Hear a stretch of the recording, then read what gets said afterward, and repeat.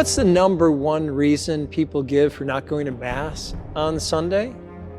Hi everyone, this is Father Rocky in the Cathedral of St. Francis Xavier in Green Bay, Wisconsin, with another lesson about the Holy Eucharist. You know, fewer people go to Mass on Sundays in our country today than 50 years ago. You know what the number one reason is that people give, that I almost always hear? They say, Father, I don't have time. Think about that. I don't have time.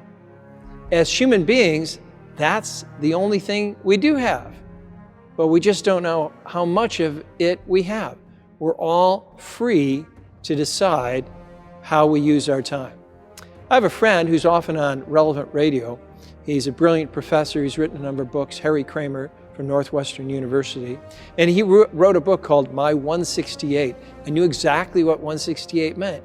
It's the number of hours in a week, 24 hours in a day, times 7 is 168. But think about that. If God asks you to give 1 hour a week to come worship and to thank Him at Sunday Mass, 1 hour out of 168, what percentage of your time is that? It's less than 1%.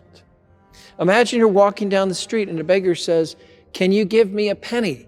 And you say, I only have 168 of them. Oh, I mean, that'd be really cheap. I give you a penny. That's all God is asking for. Give Him a penny.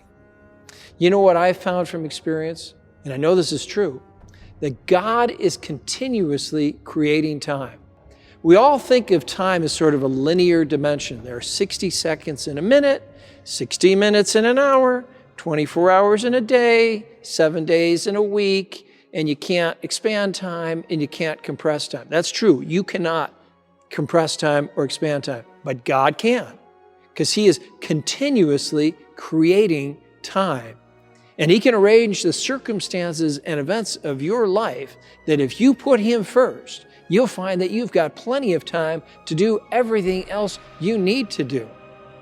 I remember one time I was driving down to Chicago and I thought, I need to finish my prayers in the breviary. And I thought, well, if I finish my prayers in the breviary, the traffic jam on the Kennedy Expressway is just going to be a mess.